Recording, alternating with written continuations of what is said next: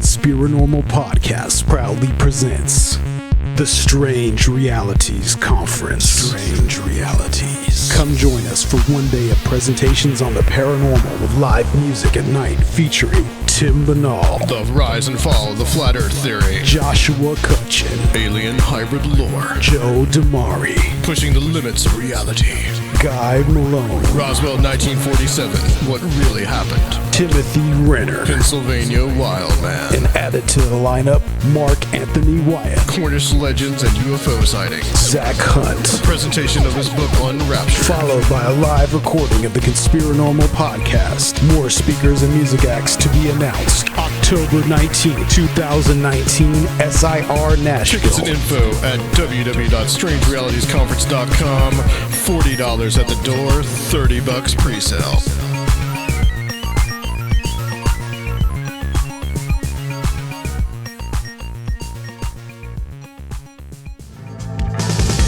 This is Conspirinormal, where the nexus of conspiracy theory and the paranormal meet.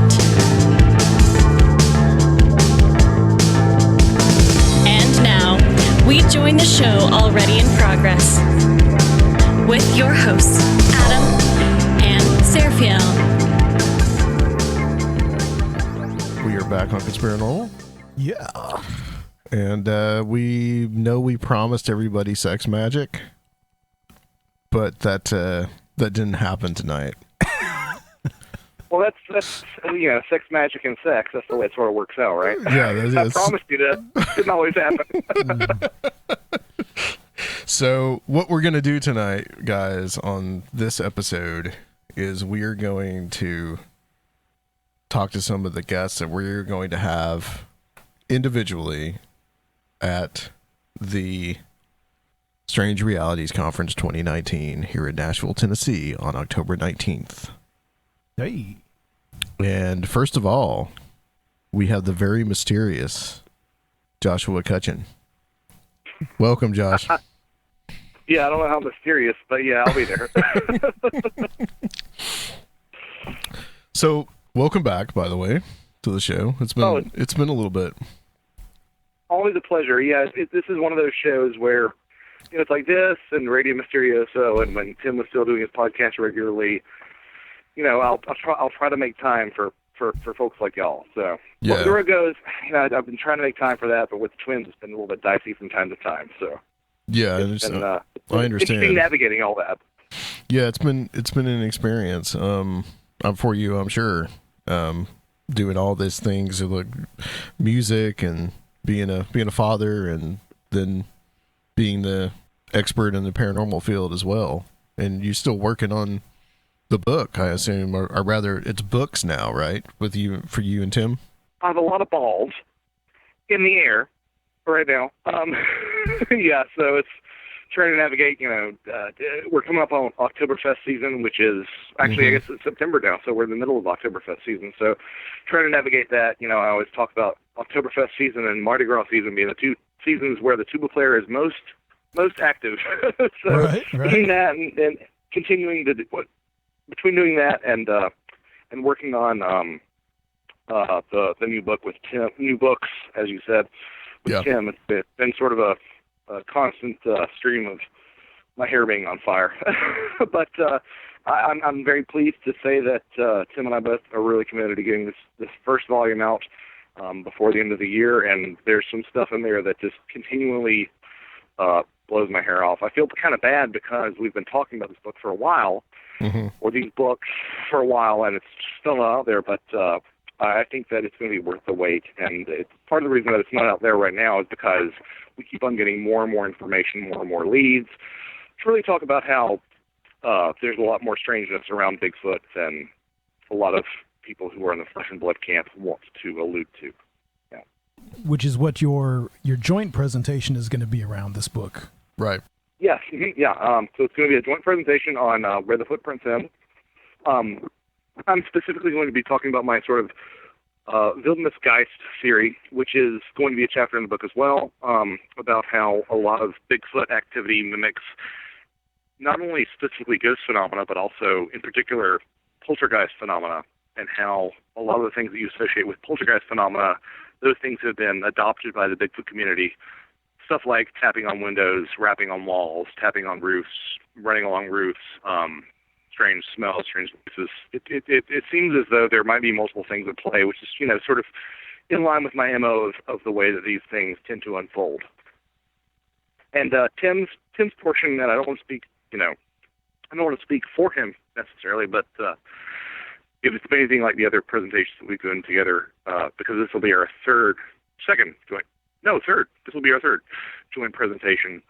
Tim will be talking about some of these women in white associations with Bigfoot, which I thought were not a thing. I remember the first time Tim mentioned it, and I was like, that's not a thing. You're not going to find anything on it. And it's just been a very rewarding line of inquiry for him. And I've done a complete 180 on, I can admit when I'm wrong, and Tim has found something that no one is talking about. And I'm really excited to share that with everybody. That's an aspect of the Bigfoot phenomenon that I had absolutely no clue about. Oh yeah, I mean, like when he brought it to me, I was just, I thought it was just sort of a minor correlation. But when you dig into folklore, you start to see these things continuously unfold, and that's sort of what I hope this particular project will sort of unveil, how Bigfoot is as much tied into folklore as the ghost stuff, as the UFO stuff, because a lot of people tend to take those things from folklore and look back retrospectively and say, oh, they were describing ghosts, they were describing UFOs, et cetera, et cetera. But a lot of this seems to be, from what Tim and I have garnered, archetypally based. And that's not, ruling out the idea that there might be a flesh and blood primate running around out there, but there's a lot of weirdness that people just are not talking about, or, honestly, in my opinion, deliberately suppressing about what's going on with Bigfoot, and also just hairy hominids worldwide. And the Ape Canyon stuff, I mean, when you guys have talked about that in the past, that has been extremely interesting, because that's one of that's almost like, for Bigfoot stuff, that's like the Roswell or the Kenneth Arnold sighting equivalent for UFOs. I mean, that's like kind of like a starting point. And with that whole thing, it's got a lot of weirdness involved in it. It's one of those touchstone cases that people who are interested in Bigfoot will talk about a lot. And this is not, none of what Tim and I are going to talk about is, in regards to Ape Canyon stuff, is necessarily secret. It's just, it gets willfully omitted from a lot of the people who are pushing this idea that there is an undiscovered primate in North America. They're not talking about all the strange stuff that surrounds the witnesses in that case. And if I think that if anyone who's followed this long enough will know from a lot of different witnesses, but in particular UFO witnesses, these things tend to follow people as much or more than they follow areas. And the Ape Canyon stuff, I know you talked with you on your show about that. It tends to reinforce that notion that the people involved are as important as the area or even the phenomena itself. So something about these things tend to glom onto people as much as they glom onto an area. Yeah, I think there's probably a mixture going on there between the people and the area too. Yeah. Yeah, no, that's one of my big things about. I mean, honestly, not only the paranormal, but life in general, politics, religion, etc., is that you only really start to begin to even try to understand it when you look at it from a 10,000 foot view and start to sort of see how these things overlap and start to really do comparativism. I think that comparative paranormal studies are where the entire sort of field of paranormal studies should be going. And hopefully, Tim and I have something to say about that.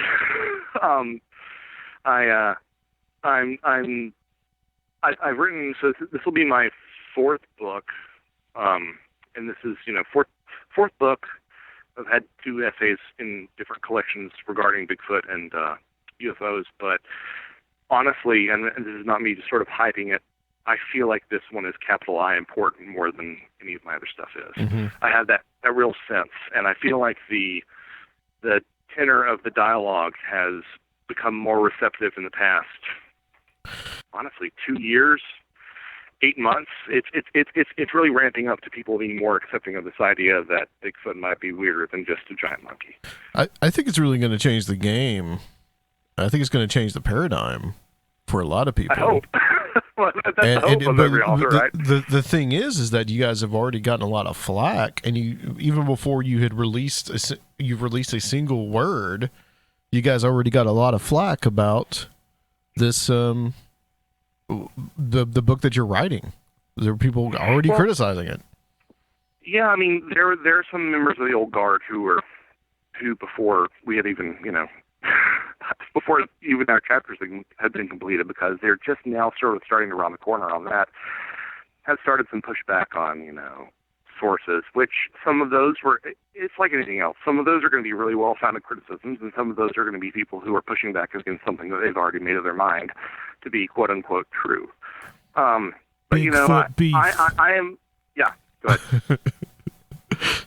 What's Raphael was saying? Bigfoot beef. There's all kinds of UFO beefs out there now, but we need some Bigfoot beef. Yeah, I guess so. And maybe it's because I feel I have the sense after my books, I'm more associated with the UFO field than I am with the Bigfoot field, but I've had an equal interest. Yeah. And for me, ever since the inception of this sort of weird Fortean Renaissance that I've been involved with, I've had a sense that these things are connected, and but at the same time, I feel like in the UFO community, I have my name has some sort of cachet, which is sort of a really pretentious thing to say, but I hope you'll take my meaning in the fact that cryptozoologists don't know who I am. They just don't. So I have less of a dog in the fight than somebody like Tim does, who has written a lot of stuff about cryptids and whatnot. And Tim has gotten a lot more flack than I have. There have been instances where, trying to phrase this so I'm not telling stories outside of school, but there have been instances where people have been asked about their association with Tim because they don't want, quote unquote, that sort of woo stuff creeping into their research. And it's just, the truth is the truth. If the truth is crazy, if the truth involves, a lot of this new research that's emerging about psi, yeah, great. If the truth seems to be very nuts and bolts, flesh and blood, that's great. But it's really about it's just holding a sort of a flashlight up to a lot of the stuff that people are not willing to talk about, or that, again, I would contend has deliberately suppressed, yeah. But then when people try to throw out all the weirdness, that's the problem, is that whenever they want to look at it from that point of view of the, in the ufology, the nuts and bolts, and now I guess with Bigfoot, Sasquatchery, we got to say flesh and blood, right? Because whenever people are trying to just to push that paradigm, they have to throw out all the weird stuff and just ignore it and say, like, well, that's there's nothing to it. And I think that you guys are really kind of in this tradition now of guys like Stan Gordon and Jerome Clark. Mm-hmm. Jerome Clark, I heard you, the books, the influential Fortean books that you guys were talking about on Where Did the Road Go not too long ago. Mm-hmm. And you mentioned Jerome Clark, and I can tell you, the same thing. I still have that book, and the cover is gone, Josh, because I just wore that thing out. Yeah, it's an identical experience to mine. In middle school, I remember lending it out to someone, and it was just in tatters. The cover was in tatters. Yeah. You just tear through that book, and I don't think I've read I've never read the whole thing all the way through, but just the individual articles or whatever. But even then, at that point, as when I was 15, I knew that there was weirdness involved with a lot of this stuff. Yeah, it's one of those things where the cryptozoological community has been burned by a lot of, quite frankly, kooks out there, just like ufology. There's a lot of people who produce these unsubstantiated claims about going out into the forest and they meet Bigfoot who steps through a time portal and tells them to be a good steward of the earth. And I'm not saying that you shouldn't have a fresh quantum Bigfoot for that. Yeah. Well, now the Quantum Bigfoot book is actually, there's some good stuff in there. I was checking. Is that Ron Moorhead? Yeah. I was actually checking that out the last time I was at the Expedition Bigfoot, which I want to go into that a little bit too. But finish your thought. you can't be involved in, cryptozoology and not think that Ron has done some fantastic work. But the lengths that a lot of people who are wanting to sort of incorporate the stranger aspects will go to sort of explain the fact, well, it's flesh and blood, but they use quantum technology. It's just, for me and for someone like me and Tim, it's a lot more parsimonious to speak in terms of folklore and archetypes and, quite frankly, magic, which, right. I mean, if someone doesn't think that they're living in the midst of a magical renaissance in terms of the West, I don't know what to tell you. I mean, I've been driving through rural North Carolina, and I've stumbled upon a very robust magic store that was like on a Wednesday, and it was just completely packed with people, doubling down on these things and listening to these things, and and a lot of it's bunk. I'm not saying it's not, but some of it's very, very legitimate. And I think the work of people like, once you frame that within the realm of psi phenomena, along the lines of folks like Dean Radin, I think a lot of it becomes more palatable, and I think it's the way that we can start looking at this. All these things, honestly, UFOs, Bigfoot, and even ghosts, honestly. Let's talk a little bit about when we were at Paramania and when you did that presentation at the Expedition Bigfoot in Blue Ridge, Georgia. We kind of had a nice little surprise there from the owner, because we thought something was going to go one way, but it went totally the opposite way. Right. So I was in charge of Paramania 2019, and I was sort of soft-pedaling how weird a lot of our presentations would get, because we had, Ren Collier talking about magic, and we had, Greg Bishop talking about some of the new revelations about UFOs, vis-a-vis the work of Diana Walsh-Pasulka, and the frighteningly smart David Metcalf talking about the work of Jeff Krapel. Yep. And none of that seems on the face of it to be really compatible with a lot of the Bigfoot lore out there, but it seemed very apparent that the owners of the museum were not dismissive of that particular line of thought, to the extent that I believe that they're actually going to be opening a sort of a museum of the weird in that sort of Blue Ridge, Georgia area, to talk about a lot of other anomalies and how we really are not being taught what a lot of these ancient traditions have instructed us about.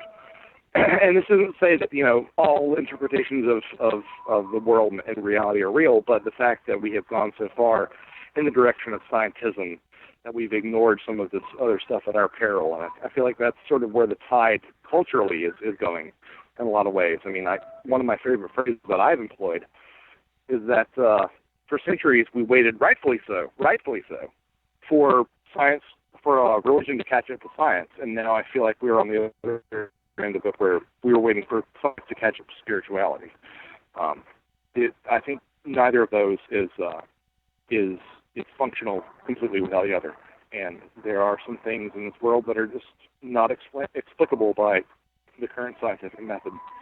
And once you open your mind to that, then a lot of other things sort of start to blossom and reveal themselves in different ways. I think you're hitting it on the head. Yeah. I'm keeping it kind of vague because I'm not sure how much of that particular, conversation was kept in confidence or not, but I have a feeling like, again, it tracks with this sort of current theme in cryptozoology and specifically Bigfootery, that we need to start looking at other things that at one point we would have rejected because we're trying to be quote unquote scientific. And in the meantime, we all live in glass houses. Like, it's not like you're going to get anybody involved in the hardcore scientific or physics realms to come on board with our stuff. And in the meantime, they're playing in our swimming pool versus vice versa. So it's kind of refreshing, actually. I feel like we're sort of in an unexplained, or to be a bit more specific, a sort of a Fortean renaissance about the way that people think about and accept these things. Well, can I go in a little bit to what the owner has said to us after he kind of addressed us all?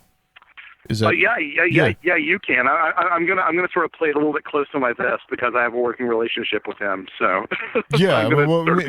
He basically praised us, which was, I think, just the opposite of what we thought was going to happen. Or he praised you guys. He praised you guys. Yeah, I will say that I think we all expected him to come up and be like, you need to get your heads on straight, stop talking about all this crazy stuff, and that was not at all the conversations and discussions that followed. Not at all. He went into also just some of the sightings that had been seen over there, and just over and over, and just how things seemed very strange and very weird. And it didn't seem to be like he's just saying that there's more to this than really meets the eye. I mean, that was basically what he said. I mean, without going into any real detail. But and the fascinating thing. Sorry, go ahead. Sorry. Well, no, I mean, I'm stepping all over you. Sorry about that. I was just going to say that, I talked to Timothy Renner about this, and, we talked about the Expedition Bigfoot, and I told him, they're seeing stuff there, and Tim's reaction was, well, they built a temple to Bigfoot. Yeah, and that was Tim referenced that. I want to give credit where credit is due. I shared that with Tim because that was something that David Metcalf shared with me, which is the idea that they basically created, essentially, like you said, a temple to Bigfoot. I mean, you've got the equivalent of relics. You've got, hair samples and scat samples and Bigfoot poo, large Bigfoot poo. You've got a place where disciples come to congregate, to talk, to praise Bigfoot, essentially. And I have to wonder, I would love statistics, and that's the one thing that's always eluded a lot of these paranormal fields is statistics, because it's been hard to keep these things because they've been, sort of taboo. But I would love to see if there's been an increase in sightings post-Bigfoot, Expedition Bigfoot being established in this part of Georgia. Yeah. Because I kind of wonder if the phenomena is not following the veneration of it, if that makes any sense. Right. So the idea, like, Mount Shasta, some people see some UFOs in Mount Shasta and they go, it's a UFO hotspot. You get a bunch of UFO junkies there, and they start seeing more UFOs because they are attracting it with their sort of intention, with their desire, sort of an American Gods model. If you will, if anybody's familiar with the Neil Gaiman book and TV series as well, the idea that whatever these things are, they are drawn to those who, this is a strong word, but those who venerate them. Right. And I think I suspect that might be the case, but far be it for me to suggest this. And of course, this discussion is sort of anathema to anybody who's talking about, there being a large undiscovered hairy hominid running through the woods, because chimps don't run to chimpanzee refugee centers or whatever along those lines. Right now, as I see it, in the current paranormal field, the popular culture paranormal field, Bigfoot TV, yep. Bigfoot is the most popular. It's way more popular now than ghosts. It's way more popular than UFOs. How exactly this happened, I don't know, but it almost feels like Bigfoot now has become the folk monster of the entire country, not just a specific area. Yeah, I wouldn't disagree with that. I mean, like on a 4-hour, because I'm in Pigeon Forge right now, so on the 4-hour drive up from Atlanta, I saw probably somewhere in the realm of 10 stickers, and then up here it's a little bit more pernicious, but 10 stickers or bumper stickers or like Bigfoot sort of paraphernalia Bigfoot things. And it's become something that people are a lot more open to. Yeah. There's like all these camps. We saw a camp on the way up it's here a zip line in Mont Eagle. Yeah, there's all these camps. There's all these Bigfoot themed little, rural parks and stuff now too. Yeah. Well, what's interesting is, in Mont Eagle there was a sighting that John Keel mentioned. And I believe it's been republished as Strange Creatures from Other Realms or something along those lines. It's sort of hard to keep track of the original publications of what John Keel's done because they've been republished so many times. But there was a very, very prominent, at least one very prominent sighting around Mount Eagle of Bigfoot too. So I'm sure they're doubling down on that. And it's I suspect, and this is me completely spitballing, but I suspect it's because the West has become less enamored with the notion of space and space exploration. I mean, on the face of it, since '69, we really haven't done that much with space in terms of space exploration. But that was sort of like the zeitgeist was UFOs, and that's why UFOs were a big thing. And now there seems to be, again, with this return of paganism, with this return of people sort of trying to get back to the earth, with this really reinvigorated popularity of conservation. I feel like perhaps that Bigfoot wild man archetype has come to, I don't want to say come to rescue us, but I feel like that might have something to do with why we're seeing so much Bigfoot stuff in media and why people are so much more accepting to that. That's a very good point, because I've been wondering myself, because we had that back in the 60s, 70s, and even into the 80s. And in the 80s, the alien stuff became more and more nightmarish. And I think that there's definitely a switch there from that kind of optimistic hope of the 60s to this more kind of pessimism of the 80s and 90s.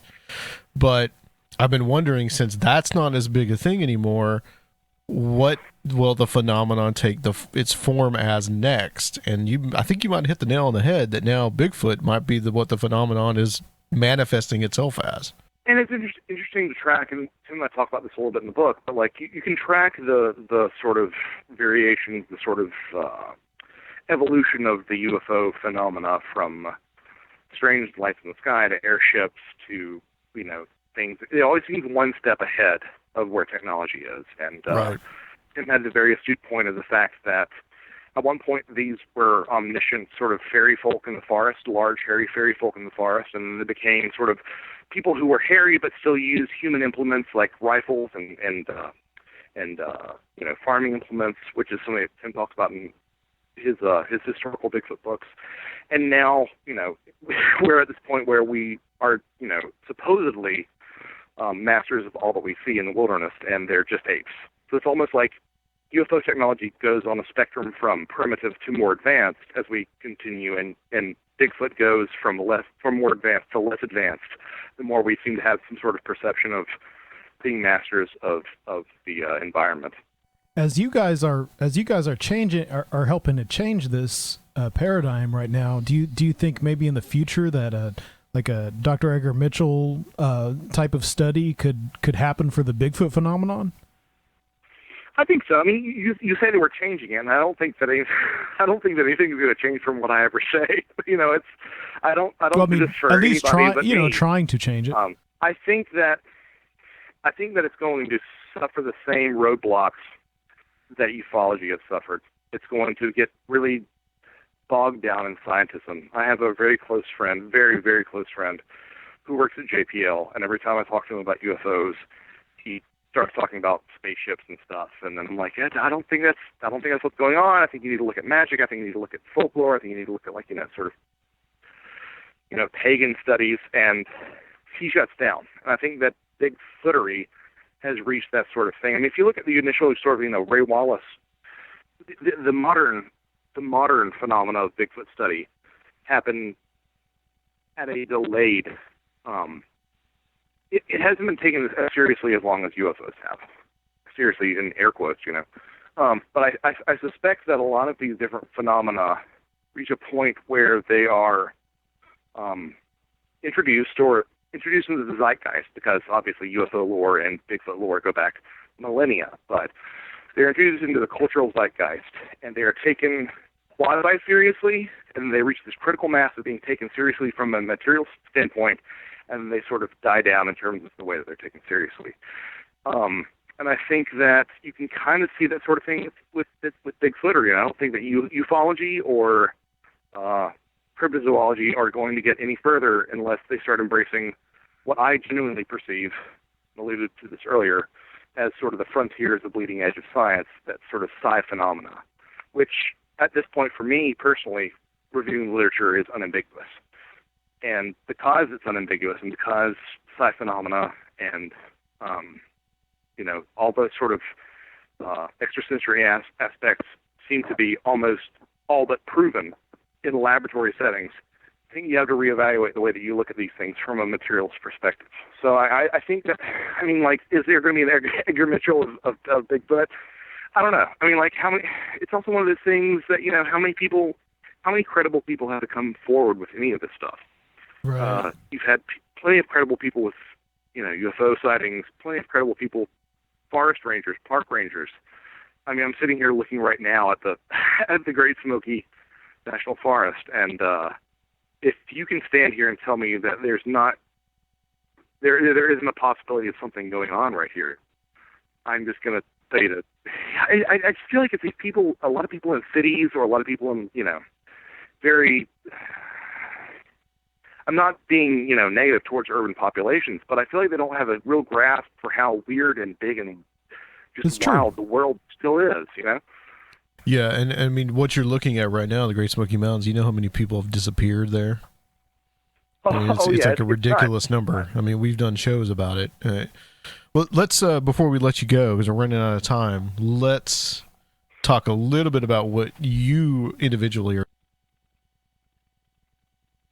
Yeah, so in addition to my talk with Tim, which is on Where the Footprints End, which is the first of 2 books on sort of high strangeness in Bigfoot accounts, I personally am going to be talking about how the fairy lore phenomena of changelings interfaces with the hybrid lore of extraterrestrial abductions in the modern sense. Specifically, or with an emphasis rather, I should say, on how the idea of the fairy stock, which was literally a log that was made to look like a baby through fairy glamour, through fairy illusion, has manifested itself in modern alien hybrid lore, which is something that a lot of people have drawn comparisons between changelings and these alien hybrid babies that people claim that they see aboard spacecraft, but it goes a little bit deeper than that in terms of the parallels that you see between the 2 phenomena. And it's sort of fleshing out a presentation that I've given before. It's going to be a little bit longer than what I did before. It's really sort of doing a deeper dive into that. And again, there are very few things that I'm certain of. I'm quite certain that the alien abduction experience, not the UFO experience, not seeing a light in the sky, that's all I'm saying, not seeing a structured craft in the sky. I'm kind of put those off to the side. But the way in which the alien abduction experience, the contact experience, mimics fairy lore, it's startlingly close. And I, having sort of gone through the ringer of looking at this stuff comparatively, I'm pretty convinced that you can show me anything in one that I cannot, that I will find a comparison in one that I can find an almost direct corollary for in the other.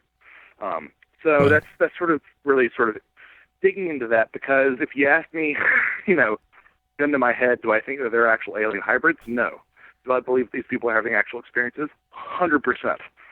Yes. So just trying to reconcile that and trying to find the similarities, I think, is something that is beneficial both to ufology and folklore. Absolutely. That's amazing. Excellent. Yeah. Yeah, I don't want to go too much into it because yeah, I want people to come, so we don't want to go we don't want all the details, but yeah, that is I think that's going to be great. I think we're going to have a really far-flung conference, guys, and there's going to be so many different kinds of topics. Yeah, at this thing. Yeah, Bigfoot, UFOs.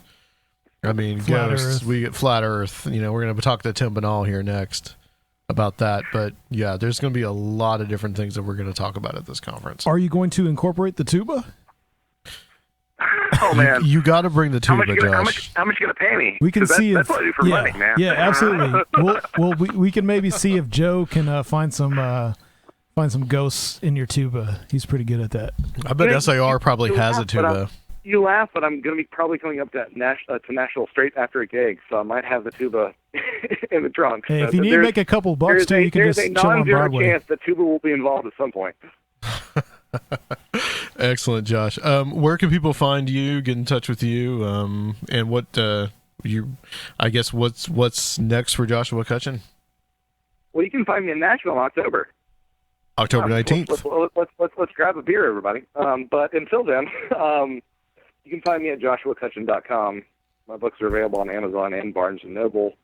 Or, if you come to Nashville, I can sign it and you can pal around with Josh and we'll have a grand old time. So I hope to see a lot of people there. And as I said to you off the air, Adam, I'm I've been to quite a few conferences this year, but I'm kind of most excited about this one because Excellent, man. Hell yeah. it's a great combination of different people with different viewpoints, and some spirited discussion I'm sure will follow.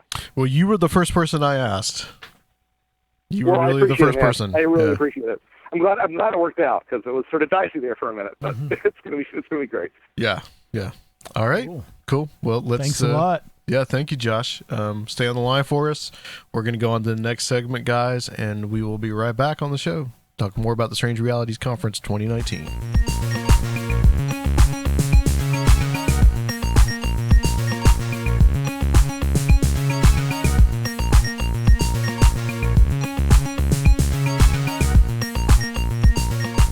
All right, well, we're back on the show, and we have another speaker that is going to be here at the Strange Realities Conference on October 19th here in Nashville, Tennessee, and that's Tim Binnall. Welcome, Tim. It feels like you were just here not that long ago.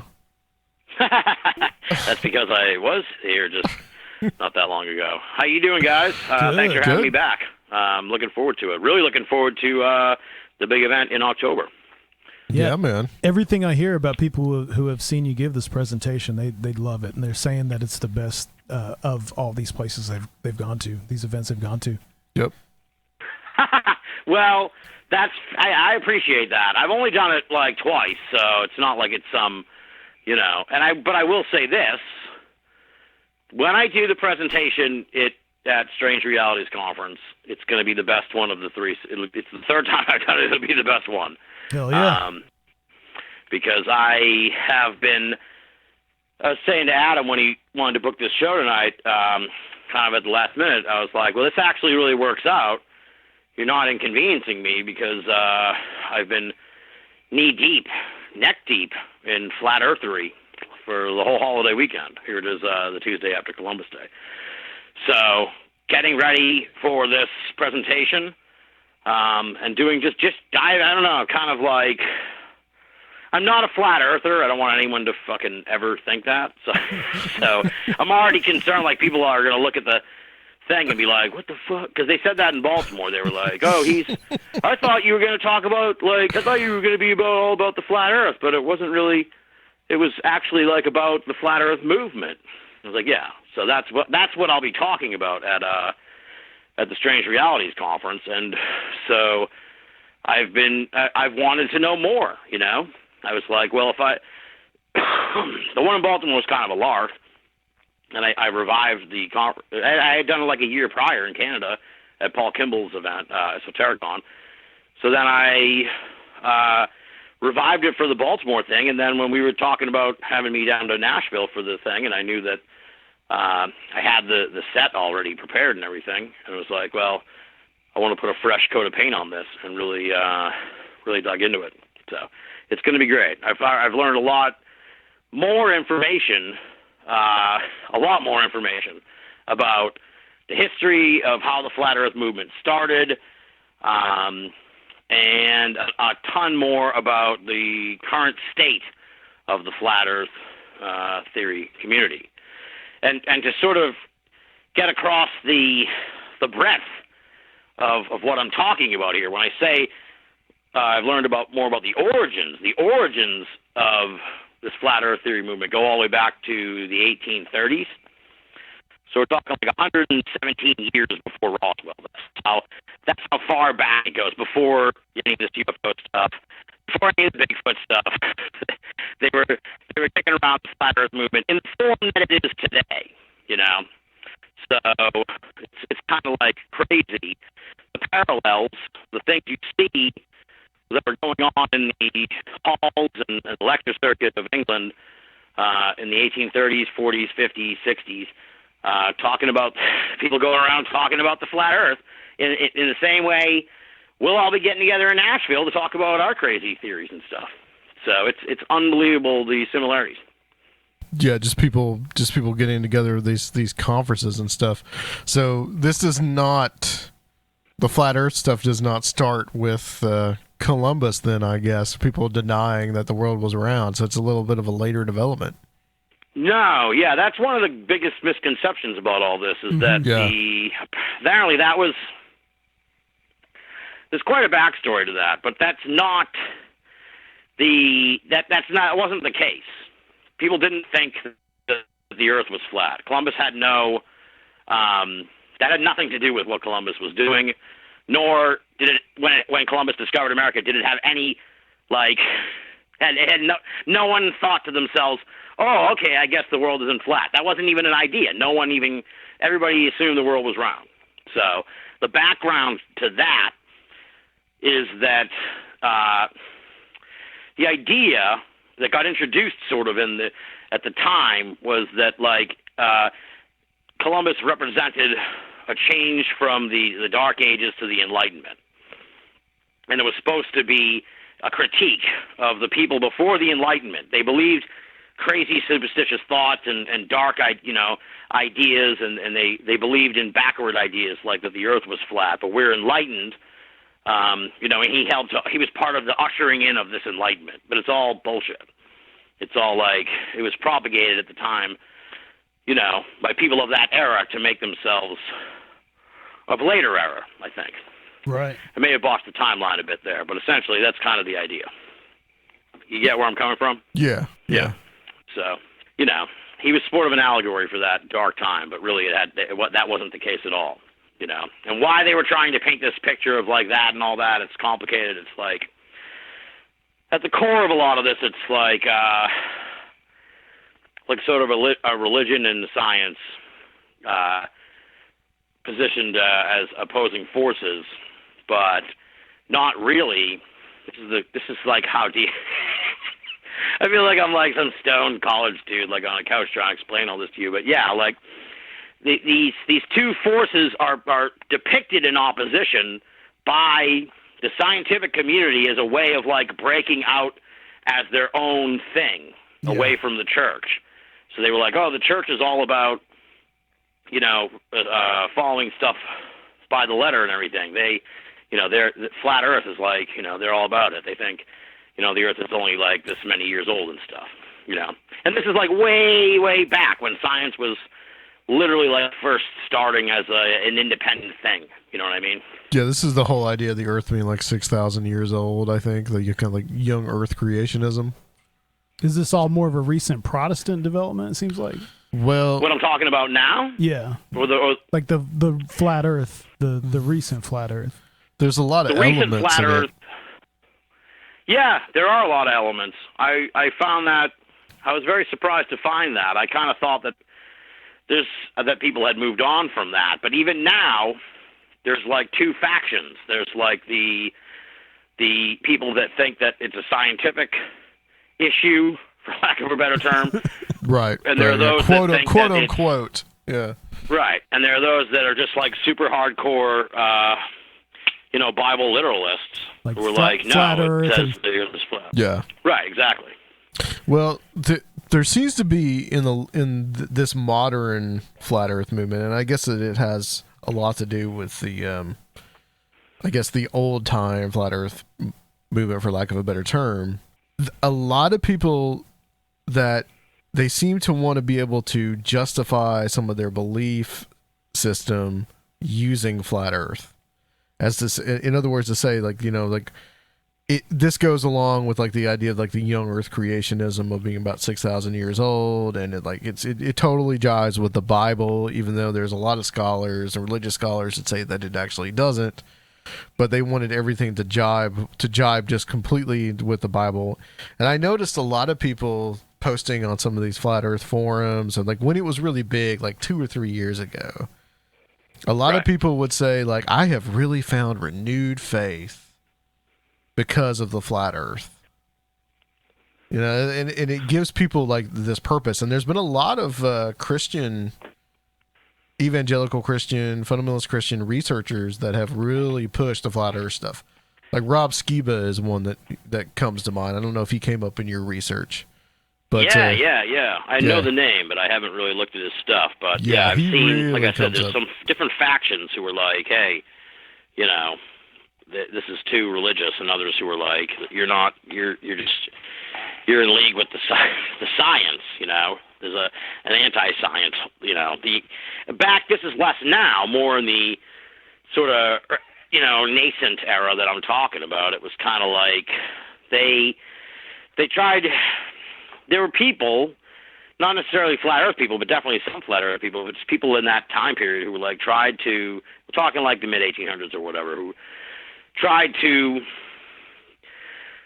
like, science wasn't revered like it is now. It was this new thing, right? Right. It was this. And I know people are like, oh, science has been around forever, but I'm talking about like as a social construct. You know what I mean? It's like a person wasn't a scientist until like at some point they started being called scientists, Until then, for a while, they were called men of science. And, and other than that, I think before it was like natural observer, They didn't even have the word scientist. So I'm talking about like at that time, if you were even involved in the sciences, like you were looked at askance. And you could, we're not talking about like when they persecuted Galileo and shit. I just mean like socially, where it was like, oh, you could be smeared. You're in league with that. You're in league with the silliness of science that tries to deny what the Bible says. That actually held a lot of sway at the time. Yeah, I think there was this huge. Well, I mean, there's kind of two phases of this, because you've got the 17th century, where at the beginning of the 17th century, Archbishop Usher, right, makes this calculation based on the book of Genesis that basically the earth was created in the year 4004 BC, and he even comes up with like the exact time that the earth was actually created before the sun and the moon even existed, even like the mechanisms of time were even possible. So he comes up with this, and this is essentially kind of like a modern idea, because this is something that comes from 17th century England, which is very firmly ensconced in the modern age as we define it, right? Post 1500. So you have this whole idea of young earth creationism, and that starts around that time. So young earth creationism is essentially a modern idea. All these other stuff from the Bible and all this is much more of it's very just like poetic language, and ancient people would have understood it in that way. We can't really explain what's going on, so this is the best way we can explain it. And then you have the second phase where Darwin publishes The Origin of Species, and then like all hell just breaks loose.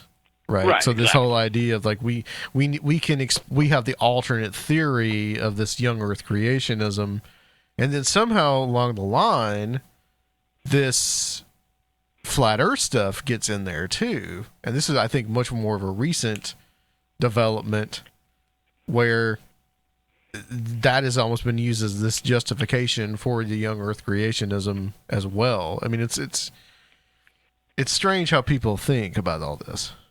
Right. Well, it's a situation, too, where, and I think it comes socially, like in waves, which is probably why, I'd like to take a look at this deeper, but I'm speculating here, but it's like, might be why Flat Earth seems to crop up at certain times, but it's like people, back when it first became big in the 1800s, and now, there's both at times sort of this prevailing feeling, more so then than now, but in both ways you can kind of see it. It's like people don't like the society, the zeitgeist at the time or whatever. They don't like being told. They just don't like being talked down to. And they don't like being told that experts have these answers, using science that they don't understand. And so, and I think that kind of ebbs and flows maybe with society. So it's like when we're all aboard science, when we're like, oh, science is the best, can you look at what it can do and everything, then we're not all suspicious, and ideas like flat earth theory don't all of a sudden have some cachet to them. Right.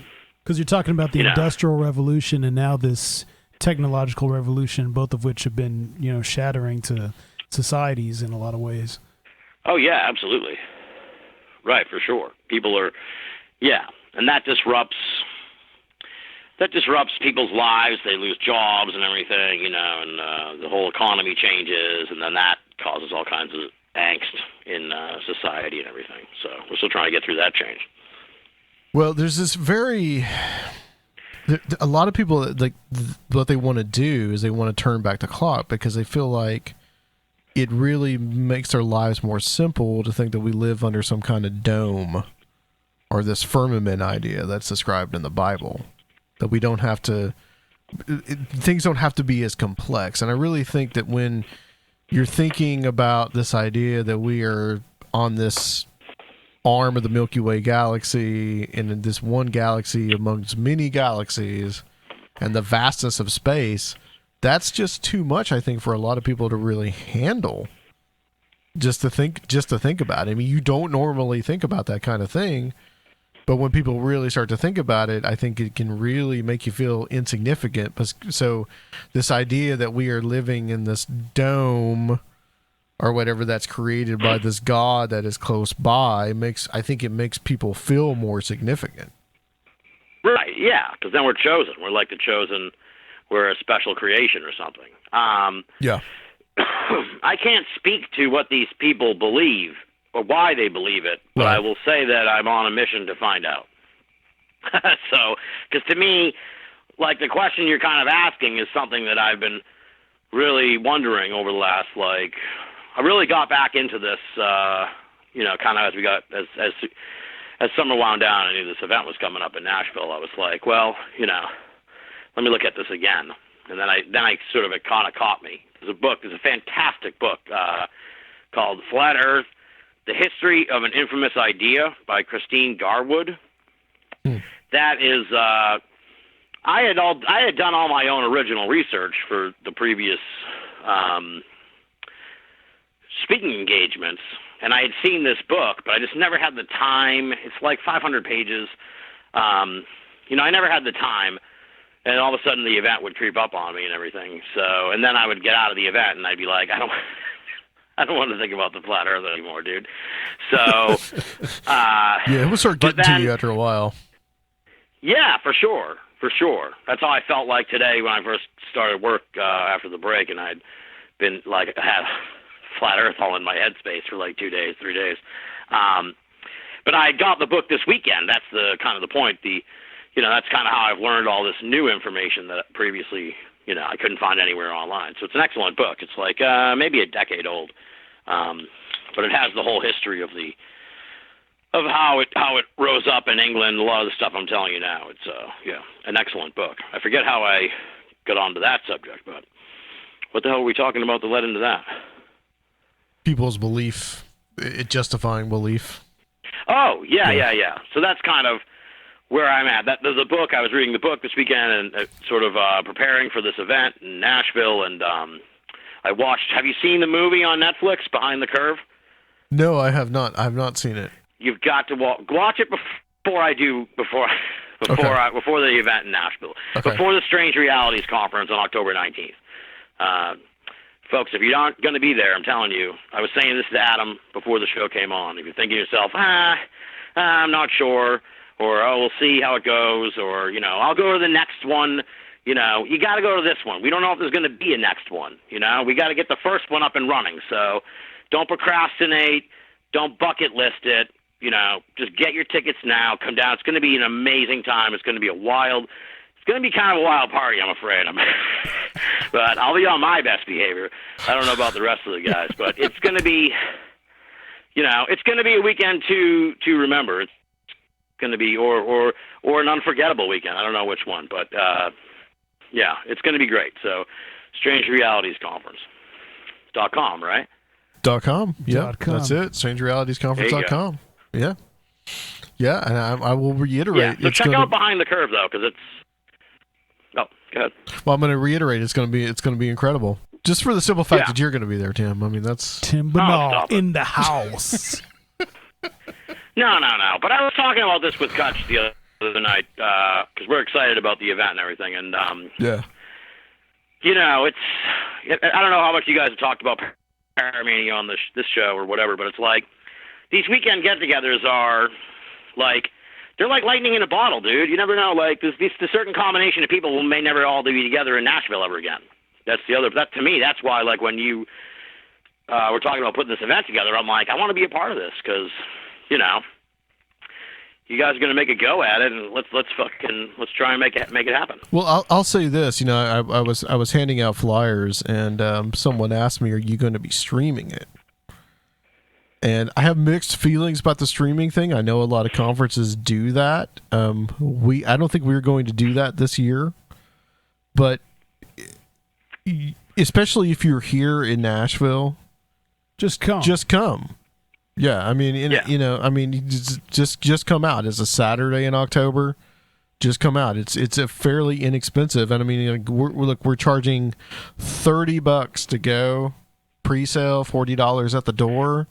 I mean, and there are 7 speakers, and there are actually 8 presentations. And I mean, everyone's going to be really accessible too. It's not going to be like, yeah, exactly. You guys aren't all going to be back in some green room and like not talking to any of the fans or anybody. It's going to be really cool. No. It's like the complete opposite. That's the real draw going to an event like $5 this. a presentation. These conversations you hear on this show, you can have your own conversations with the people who are in attendance. So I'll be happy to talk to anybody about the flat Earth. Yeah. So, or anything else. Or anything else for that matter. Yeah, right. Yeah, exactly. Yeah. Well, just one more point about the flat Earth that I wanted to make real quick. I mean, this may come up in your presentation. I don't know. But this idea that it is really linked up to now the kind of the conspiracy truther movement, because, 9/11 truth was a big, big thing back in the 2000s. And it really, a lot of that really went into the flat Earth stuff, because now it's like, the flat Earth stuff is a conspiracy that the Jesuits and/or the Freemasons created. Illuminati. The Illuminati. There's all these complicated memes and pictures online that show, guys like Neil deGrasse Tyson and Werner von Braun are all part of the grand conspiracy and all this. So it really has these connections to the conspiracy movement of just saying, well, but it's this idea that we've been lied to so much, and we have been lied to about things, but this idea that we've been lied to so much, we must have been lied to about the flat Earth. And birds. Yeah, and birds. Yeah, birds are a conspiracy too, apparently.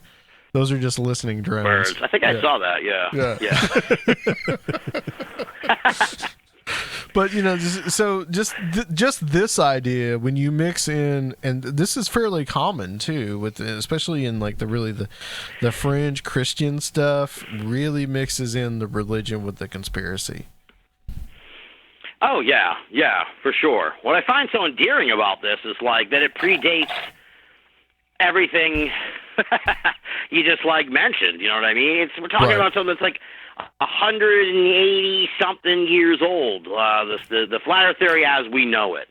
And to me, that's like 180 years old, dude. That's how old this conspiracy theory is. So it's I mean, like in the form, like you could take the stuff that the guy who kicked it off in the 1830s, the same stuff is the basis for today's conspiracy theory. Where they're like, here are 100 reasons why the Earth is flat. It's like the same.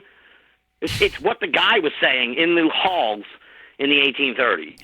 To me, that's like, this is adorable and weird, and how is this still going? You've had almost 2 centuries, and come on, at what point do you give up on this?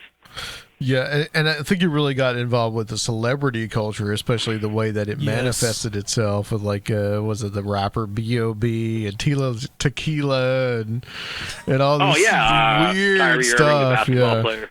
Yeah, it got really big. The chick from Stranger Things, the girl from Stranger Things was talking about flat Earth stuff. Oh, really? Yeah. I think it grew, if we were going to trace it kind of how you're saying, I think there was probably 9/11. Then 9/11 died out. I think flat Earth kind of grew out of that little vacuum. Maybe I'd have to take a really closer look at this. So yeah, I'm speculating, but I think it kind of maybe, if I'm thinking about it right, maybe it grew out of the Obama years, because you didn't see as much sort of the conspiracy flavor changed, I guess you might say. Yeah. Because it was all there's all these conspiracies surrounding the Iraq War and the weapons of mass, all that stuff and 9/11, the whole thing was kind of under one thing. Yeah. And it's if you really think about it, once Bush was out, then we kind of a lot of that stuff kind of fizzled out. And out of that, I think he saw, from what I can remember, like that's when the flat Earth started kind of bubbling up, and that's when, like that weird, like the Illuminati and the pop star Illuminati thing. Yeah. That was kind of around the same time, from what I can remember. I think a lot of it probably has to do with YouTube. Yeah. YouTube came along. Yeah, exactly. And then flat Earth. So.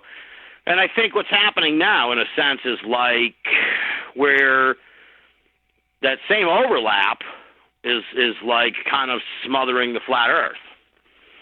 So we're in the Trumpian years, and we're into all these other conspiracies, mostly like, surrounding which side of the Trump conspiracy you're on, I guess. Deep state or Russia or whatever. The QAnon and then stuff there's QAnon, yeah. Yep. And QAnon's like the flat Earth. QAnon, like, it's like the natural. It seems like the cousin of the flat Earth somehow. It's like it's very much of the same ilk. It's sort of like very fantastical and extreme, and there's celebrities endorsing it, and it's also really hilariously absurd. Mm-hmm. It pings all the same boxes as the flat Earth. I would be very interested and not at all surprised if we found out that, like, a good percentage of the Q people just moved on or came from flat Earth world, Yeah, and their attitude is probably like, because the QAnon thing is like very living in the present, so they're probably like, the fucking world is flat, yeah, man, but now we got to worry about fucking child sacrifices. So to them, the shape of the Earth doesn't even fucking matter anymore. It's just flat. Get over it. Well, they've given up. They've just accepted that as fact and moved on to taking down the satanic cabal. Right, which goes back into the satanic panic stuff from the 80s and 90s, too. They haven't changed their mind, is the point I'm trying to make. They haven't come to their senses and gone, oh, no, of course the world is round, but now it's weird. No, I think they're probably just like, yeah, it's flat, but that's been settled. It's settled science, flat Earth. We've got to move on. Yeah, you're just recycling all these different ideas and all these different memes. One of the things that I've played with about the flat Earth stuff when it was really, really popular a couple years ago was just this idea that, and I really felt like this, that there was probably some kind of almost disinformation campaign to really kind of smear the truther movement, like especially the 9/11 truther movement, to try to make it to use the same kind of language that the 9/11 truther movement used to make it seem to put that into the flat Earth idea, and to just really kind of make fools of these people. I think that there may have been some concerted misinformation that was going on. That's entirely possible, and you caught me in something of a mistake, because I said, like, the celebrity thing came up around the same time as the flat Earth thing, and I completely blanked on the other thing was what you're talking about, which was like this false flag genre, for lack of a better term. False flag was the big conspiracy for a while between 9/11 and this QAnon thing. Right. So, yeah, they could have, like, injected the flat Earth, revived the flat Earth stuff. There's certainly probably a lot of chefs, I guess you could say, in the kitchen. You know what I'm saying? Like, sometimes all it needs is a nudge, probably. I'm not saying, like, a whole bunch of people are saying they believe in the flat Earth because the government, like, brainwashed them or something like that, but certainly, like, a little extra juice to the flat Earth thing. But part of it, too, is I think the YouTube had a huge hand in it. Oh, yeah. Which, again, there you go. That could be part of the conspiracy, where it's like YouTube, they're just like, make sure you show every third person a fucking flat Earth video. Yeah, essentially. That's really kind of how it went. So... Cool, man. But it's interesting. Like I said, I'm on a mission, in a sense, to find out some of these questions about these people that I don't care. It's hard. I have to figure out how to approach them, in a sense, because, like, I don't really care about their explanation for why the Earth is flat. You know what I mean? It's like we need to move on from that. I need to know why. Like, the real question I have is, what difference does it make? You know what I mean? If it's like, because these people feel so passionately about it, but it's like, they said the Earth was flat tomorrow. Like, you still got to go to work and everything. There's no. No, I'm calling out, man. No way. Well, you would be exposing the greatest conspiracy of all. That's I think that's part of the way that they think. Yeah, I guess so. Oh man, I want to know what drives them though, and I do want to know how many of them, like, where they fall on Q, on UFOs, like where do they stand on all these? Yeah, you could really see where all their those conspiracy theories, where it comes from, how they got into it in the first place. That'd be interesting. Yeah, the intersection between them. Yeah, a lot of them, I think, like a good percentage cite YouTube. Like they did a really meager study. Like I think they asked like 100 people at the recent conference they had in Denver, and like I think like 99% said that they got it from YouTube. That's how they learned about the flat Earth. Science. Or they were turned on to it by someone who saw it on YouTube. So I think we can all thank the crumbling American public education system for the that's part of it. Fault. Yeah, that's part of it. But there's this whole thing from the conspiracy movement too, where basically when someone comes like Neil deGrasse Tyson or somebody tries to come and refute these ideas, they'll say, well, you can't listen to them because they're all in the pockets of the Jesuits or the Illuminati or somebody like that. This is this whole idea, like you trust no one idea, especially when you just did that whole woke in the 90s series. I mean, that was essentially, the X-Files. Trust no one, this whole idea. So you can't trust the supposed experts because they're all in the pocket of these vested interests of these powerful people. I'm still waiting on this damn Jesuit check to clear too, man. I don't know if it's... Yeah, that happened when I was up in Canada. Like a young lady in the audience was like saying that she saw on YouTube that the Earth was flat and a lot of the stuff that they fake. That essentially she was like, somehow the conversation came around to like, well, they've taken a picture of the Earth from space, so it's pretty clearly round. And and she's like, but what if it's fake? And I'm just like, oh, I don't know what to tell you, dude. Like, at some point you have to draw the line of. It's not just that picture. There's millions of them now, or thousands, or whatever. You got a lot of satellites up there all day long. Right. I heard the best thing ever. I have to try this. But it's like if you want to just prove that the Earth is not flat, you get a flat surface where you can see the sun set, and you get on your belly, and you watch the sunset, and then you stand up, and you can watch it again. Yeah. That's the simplest way to do it. Interesting. I haven't tried it, but the way it was explained, that's how I read it, and it was like, that makes perfect sense because it's curved, so you would go over the curve. Now watch, I'm going to try it, and I'd be like, it didn't work. But I think it makes sense to me because once you stand up, you're higher over the curve, and then you can see the sunset again.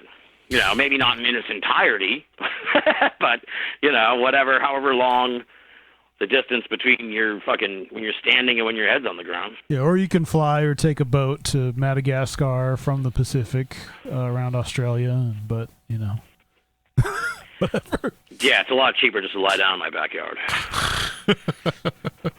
I got to find a flat place, though. I guess that's my other part of my quest, then. All right, Tim. We'll try it in Nashville. We'll find a flat place where the sun sets. We'll prove it for once and for all. We will. Maybe some astronomical alignments will be involved, too. All right, Tim. Thank you so much for doing this, man. My pleasure, buddy. Guys.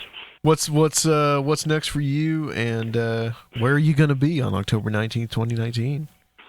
I'm going to be at the Strange Realities Conference. That is what's next for me. I got a clear slate till then. So cool. October 19th. I was just up in Exeter for the UFO how was festival last weekend. It was okay. It was fun. It was very festival-y and people in crazy costumes. It's on my Twitter.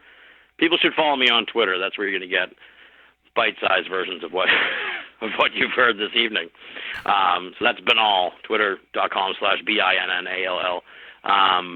Yeah, it was cool. A lot of people in costume. It was interesting to watch. It's interesting to see. But I felt more like a bystander. So it's interesting. Okay. But that was it. So now I'm on my way to Nashville in a little under 7 weeks, and it's going to be an awesome time. For real, folks, it's going to be a really, really good time. I'm really looking forward to it, and I want to meet all the listeners and the people who are part of the Conspirinormal universe, and we're going to have a good time for sure. Yeah, it's gonna be a great time, and it's gonna be very informative too, guys. So we really want you to come out. You can get your tickets $30 right now, pre-sale, at strangerealitiesconference.com. All right. Well, we're gonna close out this section. We'll be back with one of our other speakers on Conspirinormal. If you want your HR team to hire top talent for your company, tell them about ZipRecruiter. ZipRecruiter's powerful matching technology identifies people with the right skills, education, and experience, and actively invites them to apply to your company's job posts, so you get qualified candidates fast. It's no wonder that ZipRecruiter is rated #1 by employers in the U.S. This rating comes from hiring sites on Trustpilot with over 1,000 reviews. And right now, you can try ZipRecruiter for free at ZipRecruiter.com/Conspirinormal. That's ZipRecruiter.com/Conspirinormal. ZipRecruiter, the smartest way to hire. Guys, we're with Timothy Renner. We're back.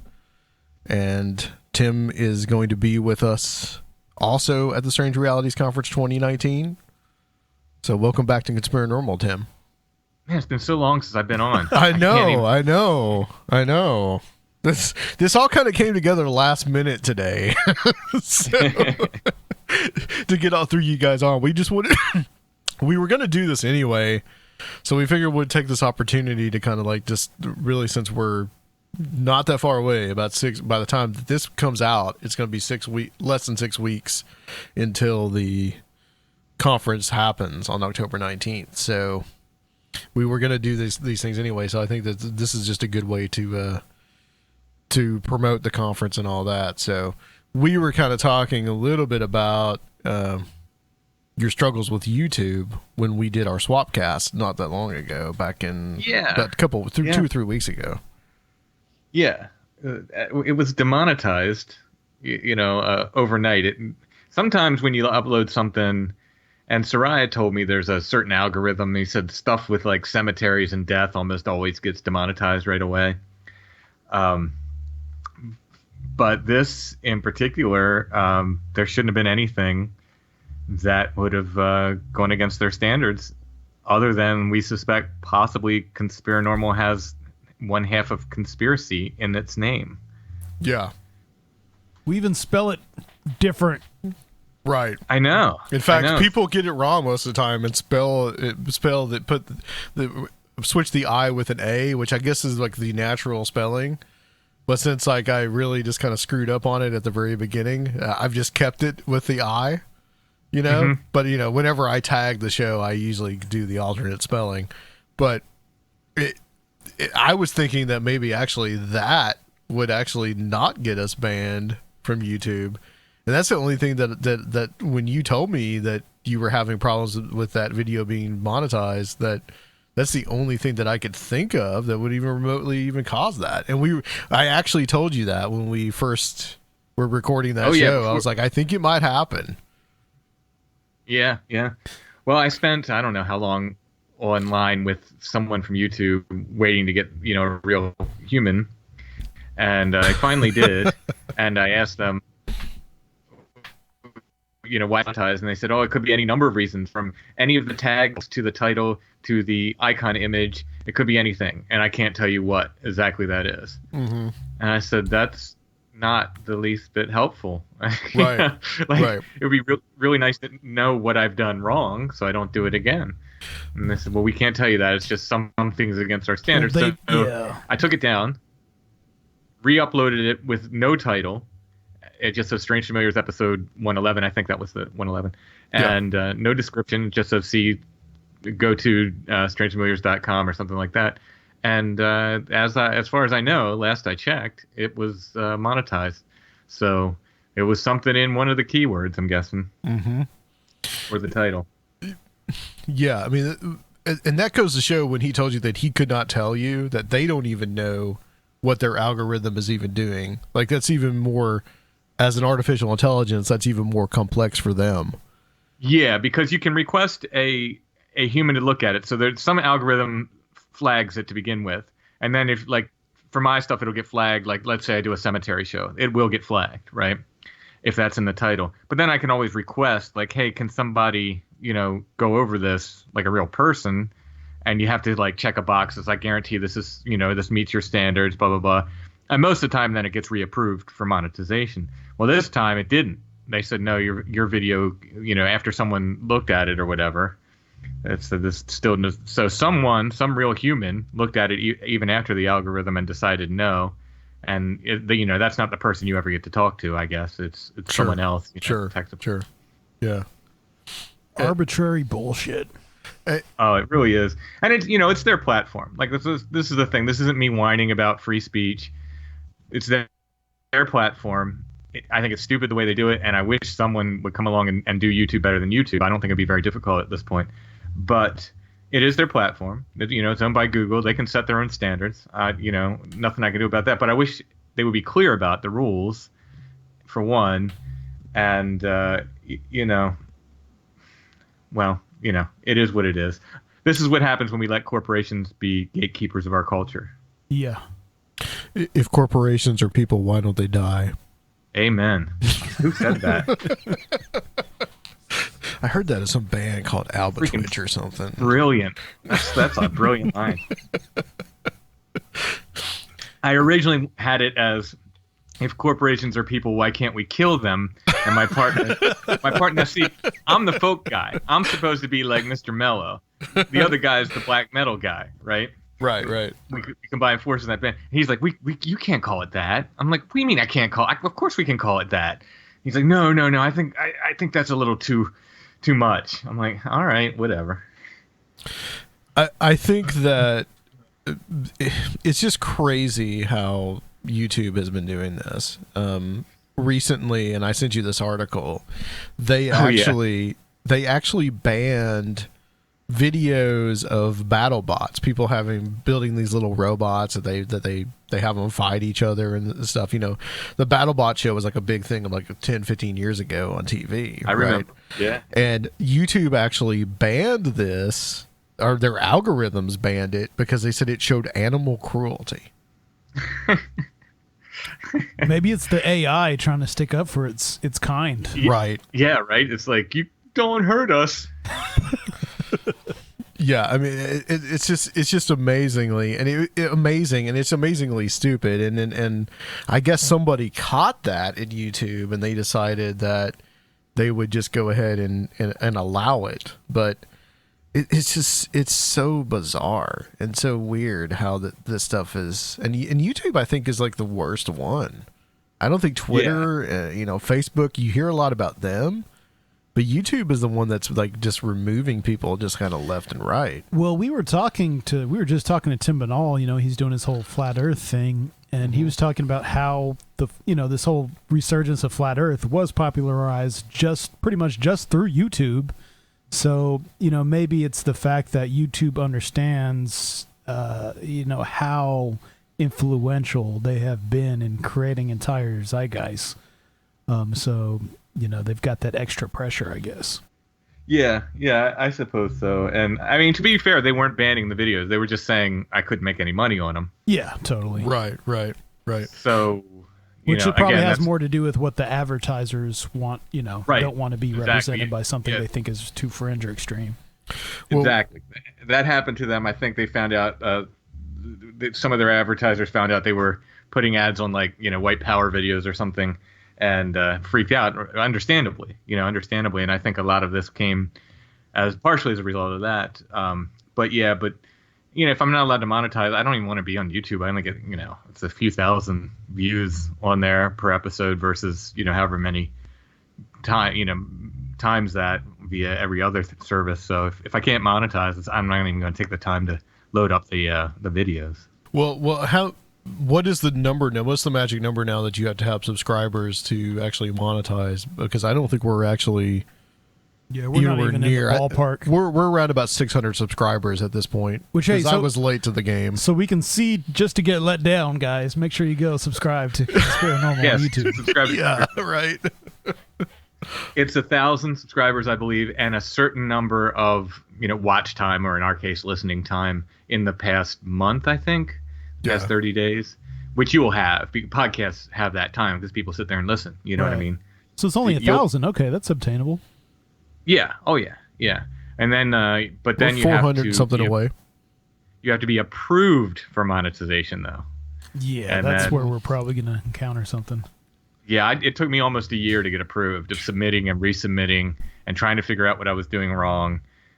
I got Soraya demonetized in that time, not on purpose, because they call it that I had let Soraya put my shows up with permission on his channel just so I could get more listeners. Yeah. You know? Yeah. And he had my permission, that's technically not against their rules, but they said it was duplicate content with Where Did the Road Go, and they demonetized him and refused to monetize me for that reason. So he had to take down all of my videos, and then I had to apply. I had to apply 3 or 4 times, I think, before I finally got accepted for monetization. It's a process. What if like a musical artist had a collaboration and you know, each other wanted to share the same video, but they would want their own channel to be the destination? I mean, I don't know. Oh, good luck. Yeah, it's kind of silly. I have one of my albums on another label, and we'll just say that much and leave it at that. And I can't even use my own music on my podcast because they have some service that, you know, hunts and finds music for stuff. And even though it's 100% mine, I made it. I wrote the songs. You know, it's 100% me. I can't use it on my own podcast because it's on somebody else's label. You can't use your own. So on YouTube, because I don't listen to the YouTube version of your shows, I listen to iTunes. Mm-hmm. So on there, you don't even put like Stone Breath doesn't even go on there. No, the YouTube. I just choose songs that aren't from that particular album. Oh, okay, I gotcha. It's a side project I did with someone else, and I just don't ever use the songs on the podcast because as soon as I do, it's demonetized because they say, you know, this is a copyright. You know, it actually comes through some kind of weird music distributor through that label. It's a real pain. And I talked to the label. I was like, you need to stop this because I don't want it. And they're just like, well, we can't. So, you know, one day when I make my first billion, my lawyers will reclaim that album for me. It really sounds like, Tim, that you're a lot of things you're doing with this podcast and the YouTube channel, you're just dealing with like putting out these fires like constantly. Red tape. Yeah. A lot of it is. It's you know, and it's all in the effort of either trying to save a buck. In the case, that's what I was doing with Podbean, you know. And had to dance real quick and find somebody to help me, or trying to monetize it. Really, you know, I work more than a full-time job on this podcast every week, and I'm making less than minimum wage at this point. So I am a little thirsty for monetization at this point. Yes. Yeah. But also though, at the same time, let's say this. I mean, we do a podcast too. You do one. I mean, there is a certain reward that you get from reaching people. Oh, I wouldn't do it if I didn't love it. You never know who you're going to reach. Absolutely. I wouldn't do it if I didn't love it. Right. Absolutely. Right. You know, and I do love doing it. And yeah, I mean, I could have a million creative projects I could do. But so I just wouldn't do it at all if I didn't like doing it. I absolutely love doing it. And, you know, I feel like I'm headed in the right direction. It's just, it's always 2 steps forward, 1 step back, you know? Well, it's a great way to share your music and art too. And, you know, that's maybe you can, even if you can't find a way to optimally monetize the podcast, you know, you can find other ways outside the box. I think that's what we're really working on now with trying to do these conferences and stuff like this, and we got some other ideas. You're absolutely right. Use the podcast as a loss leader. You're absolutely right. It has helped more people have been exposed to my music. I think my art has really benefited. I do a lot more commissions and stuff like that now than I used to. So that's absolutely the case. Oh, really? Yeah, that's cool. Oh yeah, far more. Like a lot more commissions and art and stuff I do. Yeah. Which if you haven't seen Tim's art, you should definitely go check it out because it's really cool. Are you going to be? Yeah, one day I'll have to get a dedicated art website going. If you want to set up some stuff on the table and sell some art, you can do that too at the conference, man. We'd love for you to do that and get any of your hustles on. Well, we'll see. I'm gonna have to UPS my books down there and so forth. So we'll see how much stuff I can pack in a box. Cool. So Tim, let's talk a little bit about what you are going to be talking about at the Strange Realities conference. All right. My health. I think I'm gonna just talk about my health. I'm just going to talk about my health. Isn't everyone interested? No. My personal speech is on the 1920 to roughly 22 Pennsylvania gorilla flap, which is a super interesting, I think, set of articles where you can follow what they call these gorillas through the state of Pennsylvania as people see them in the middle of winter. They're not gorillas. But that's the story. There's some kind of escaped circus gorilla that people keep seeing, but not in the winter, not in Pennsylvania. So pretty interesting. And it goes, the gorillas move through. They start kind of in the middle of the state, almost exactly in the middle of the state, maybe a little east, and then they kind of move to the middle of the state, and then down to the Gettysburg area, and then they end up in northern Maryland, which is really interesting. The last report I have is in Maryland. So they definitely seemed like they were following some sort of path. That's a part that really fascinates me when you told me, when I was actually there with you and James, that there were Bigfoot sightings in the Gettysburg area. Oh yeah, still are. I mean, we still Really? get them. Oh yeah, not in town. Like the one I collected from the book it walked right into town down the main street, but you get them around. That's there, in the 1920s that happened? Yeah. Yep. Wow. 1921, I think. Now, are these described? I don't want to go too much into it because we want to save it for the conference, obviously, but are these described as the more kind of Bigfoot or Sasquatch creatures, or are they more described as like wild men? In other words, like wearing clothing. At this point, they're describing them as gorillas. So Okay. Just big, hairy gorillas. That's what they're describing them as. And it changes right around 1900. Right, people start seeing gorillas in zoos and seeing pictures of gorillas, and suddenly they stop calling them wild men and they start calling them gorillas. And that's kind of what's going on here, I think. But these are 7 foot tall gorillas. The tallest mountain gorilla is 6 foot tall or something like that.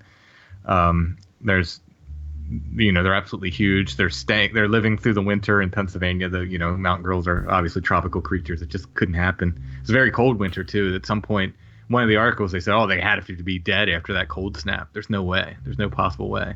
And then somebody sees one after that, of course. So again, this is something that is in the popular consciousness, and people start to, I guess, equate what they're seeing with it, or they're actually seeing it because maybe this phenomenon is throwing it back at them. It's quite possible. I mean, I think a rather new concept I have, and this is after writing the book that I pulled that from, is Bigfoot in Pennsylvania, my book. After writing that, I've sort of come up with this idea that the wild man archetype has changed over time in the way that UFOs have. They started out as kind of airships and blimps with weird lights on them and stuff, and they've changed over the years to the mid 20th century they look like Art Nouveau spaceships, or Right. rather Art Deco spaceships. And then, they turn into the black triangles, and now they're like jellyfish and weird plasma balls and stuff like that. So it kind of changes. And I believe that it's slower, I think. The wild man archetype, it's changed slower, but I do believe it's changed over time. We get hairy men in the woods, and carrying clubs and so forth that speak. And then going up to, in the 1800s, you get some of these reports of these, a lot of them sound like what could be mountain men, except they're completely covered in hair from head to toe. Yeah. They may or may not be wearing like one article of clothing, or carrying in some cases they're carrying like a rusty musket that won't fire anymore or something like this. And then it keeps going into, gets wilder and wilder until, our modern Sasquatch is the wildest of wild men, I think. What's the oldest report that you have found? As far as like a newspaper report? Sure. There's one I found in the 1700s, and I forget what state that was from. Okay. But late 1700s, I think. But the earliest one I've published in any of my books, I think, is 1820s or 1830s from Pennsylvania. I'm curious about some of your research methods. In addition to probably some like online searching newspaper services, are you utilizing any local archives of municipalities? For Pennsylvania, I did. Yeah, for Pennsylvania, I went to historical societies and cool. Digging through microfilm and stuff like that. I'm working on a completely separate project, and I'm in touch with a lot of historical societies all over the country. Were there any places that weren't really expected where you found things? Like, was there anything you could talk about that was like a source that you wouldn't expect to find some of the stuff in? I found some stuff in. Again, this is for a separate project. This isn't specifically Bigfoot stuff, but for a separate project, I found some things in like those old magazines that they would publish like 2 times a year or something in the 1800s that were just collections of articles and so forth. And I stumbled upon some stuff in there that I was like, wow, what is this doing in here? Cool. I'm trying to think. In fact, I found some stuff in there, some really great stuff in there for the book Josh and I are working on, Where the Footprints End, regarding some Bigfoot and women in white folklore. I found some like amazing stuff in there talking about women in white in Austria and their connections to wild men. Cool. Well, yeah, that's really the way to go. I mean, online is great, but getting into the archives is really fun. Something I've been doing a lot this last year. Yeah, it can be really rewarding. I mean, some historical societies are certainly better and nicer and easier to work with than others. There's this other book I'm working on. I've had, I don't know, I've been in contact with historical societies all over the country. For the most part, they're great. They're absolutely great. Some are a little more difficult to work with. Unfortunately, my local York Historical Society, they are not as helpful as some of these. I don't know if it's what's the line about the prophet in his own town or whatever. Yeah. I don't know if it's that syndrome that's going on where if I contact someone from Michigan, they're like, "You're writing a book here. Let me help you all I can and give you every possible thing we can on this information." Where if I go to York Historical Society, they're like, oh yeah, whatever. Anything from state archives at all? I'm sure there are, but I'm limited. Even with the Pennsylvania book, I can't go to every historical society in Pennsylvania. I wish I could. At some point though, you have to say, I got to publish this book. Yeah, this book totally needs to come out. Oh, totally. And I'd love to go to all these places. Every place I write about, I would love to visit. I did that for my very first book. Every place I talk about in Beyond the Seventh Gate, I visited. I put my boots on the ground there, if possible. It wasn't private property. Sure. In some cases, even if it was.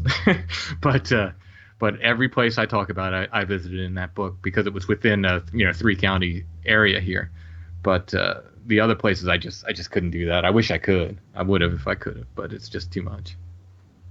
Let's talk a little bit about, we went into this with Josh, but let's talk a little bit about your joint presentation that you guys are going to do.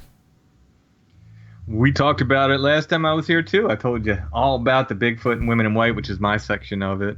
And like I said, Josh goes into how the phenomenon is like poltergeist activity. What do you want to know? I guess explore a little bit of this idea of the woman in white, just a slight bit, because we did talk about this with Josh, but I want to get kind of your thoughts on it just a little bit. Well, I mean, it's been this kind of gift that keeps on giving and continues to keep giving. I'll give you some new information I got. So these wild men all over the world, it's gotten to the point where someone tells me about a folkloric wild man, and I ask, okay, what's his wife look like? She's a woman in white, right? And it's not universally true, but it's true so often. I mean, there's the Russian wild man,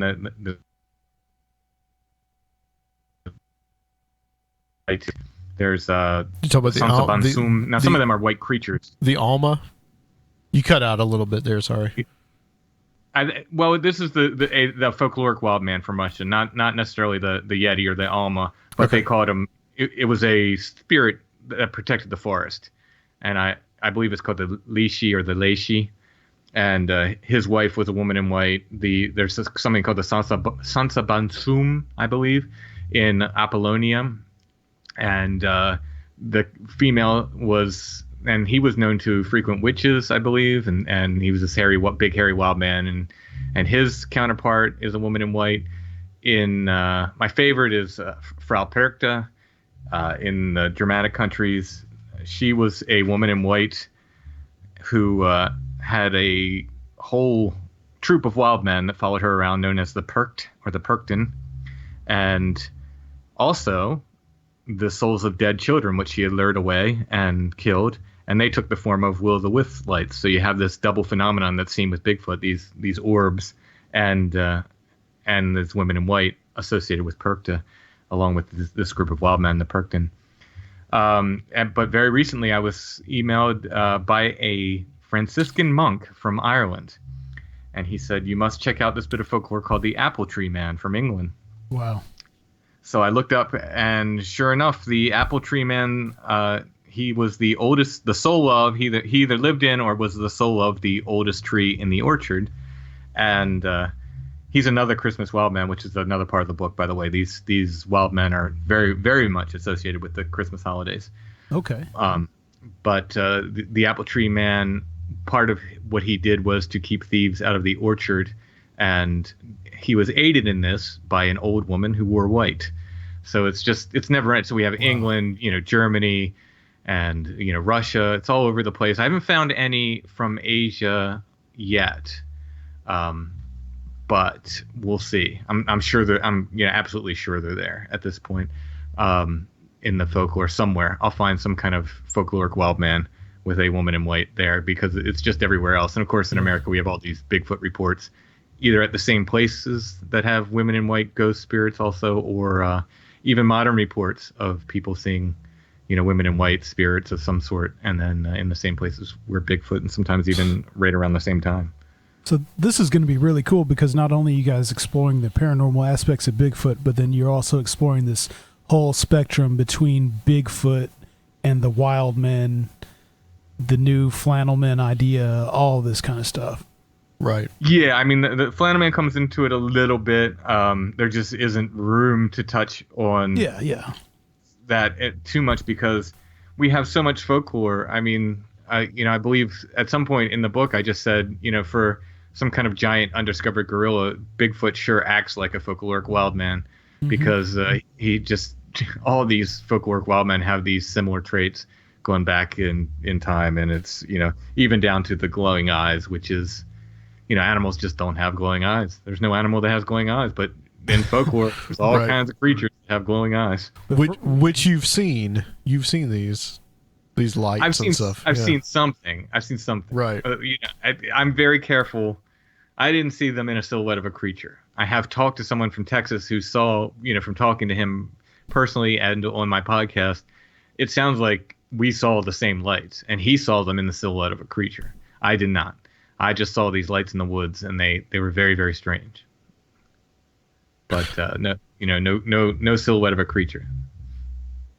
I can hear some serious bass, by the way, right now, but I'll filter it out. It's not distracting at all. It's really quite wonderful. Is it okay? It's a little ambience, nice little ambience. But okay, I can tell it to stop if you want. No, it's okay. All right. One thing I wanted to talk to you about, since I've got you here, you on the last episode of Strange Familiars, which is probably not going to be the last episode by the time we post this, but a guy left you a voicemail message where he talked about this cousin it-like creature that he saw cover from head to foot with hair. Yeah. I brought the Jerome Clark book, The Unexplained, about physical phenomenon that both Josh and I kind of wore out back in the day. I brought that book up with Josh earlier in the show, and that was one of the descriptions in the article about hairy bipeds. Oh, really? Yes. If you have that book, there's actually a picture of this creature that is just covered from hair to toe that looks like Cousin It from the Addams Family. Wow. So, okay, first of all, you passed the test because I've been putting the voicemails at the end of the episode just to see if anyone would notice. Oh, I always listen, trust me. So you passed the test and you noticed.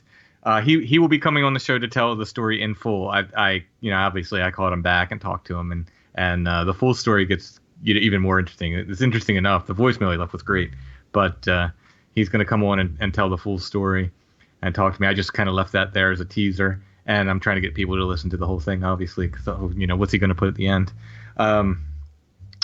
That's wild. I don't think personally I've ever run into that before. What's that book again? Okay, it's called I believe The Unexplained, which is just a book about physical phenomenon. Jerome Clark, I think it was published in the early 90s. It's a book that I read repeatedly over and over. Probably one of the most influential books as far as like getting into all this weirdness that I'm into now. Josh also read it. Incidentally, we both like the front covers of these books are both gone. But in the entry of it, it's a book that's built very much like an encyclopedia.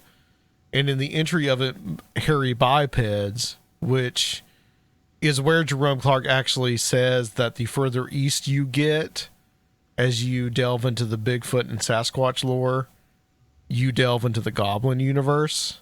That's where that comes from. There's a picture of one of the descriptions. I think it's a creature that was seen in Michigan that is covered in hair from head to foot that looks like Cousin It. And it's what he described, and I think he's in Texas. He described that exact same thing. Oh, wow.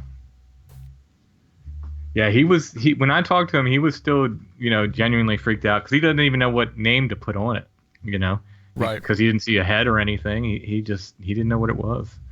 So the only thing he could say was it was covered by hair. It's neat. I'll get the full description from him, and it'll be on an upcoming episode. Hairy Bipeds, by the way, would be an awesome band name. I just really want to put that out there. And you can start a fraternal organization called Wild Men of the World. And then I heard Josh earlier today say Hairy Hominids Worldwide. I thought that'd be a cool joint rap album you guys could do. We did discuss long before we ever did a book together a tuba and banjo album. Yes, that is what the world needs. That would be incredible. I've always wanted to do that, but what better place than Nashville? And we'll make sure you get that banjo too. By the way, I know you requested it. I've asked Josh to do that before I ever realized what a top tier musician Josh is. I'm just a folk guy. I'm not.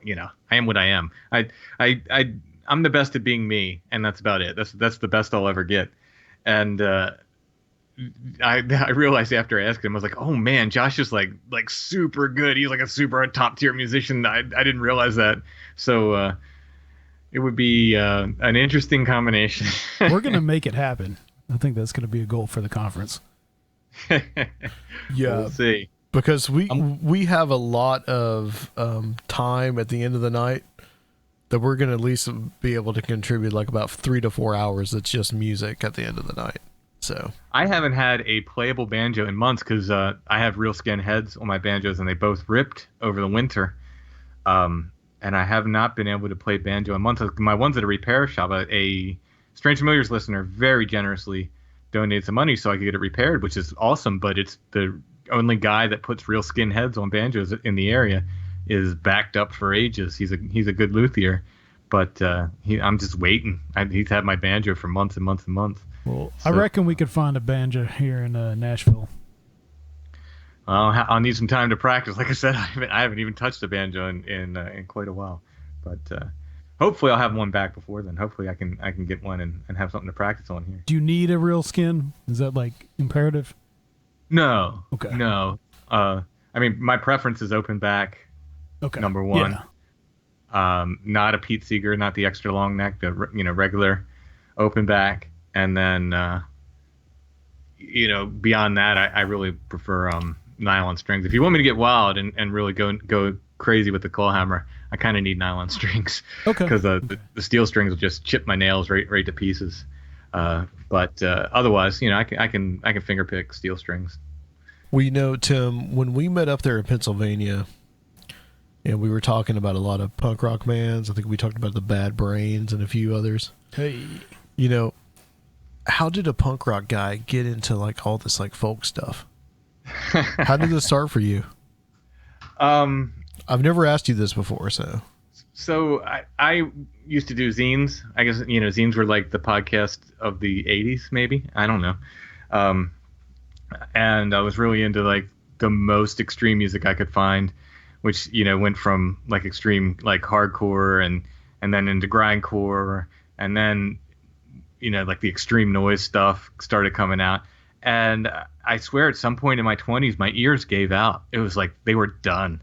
And I started following around this local college had a early music group. And I just really loved the sound of their instruments. They had like crumb horn and lutes and, all these early music instruments and wood flute and stuff.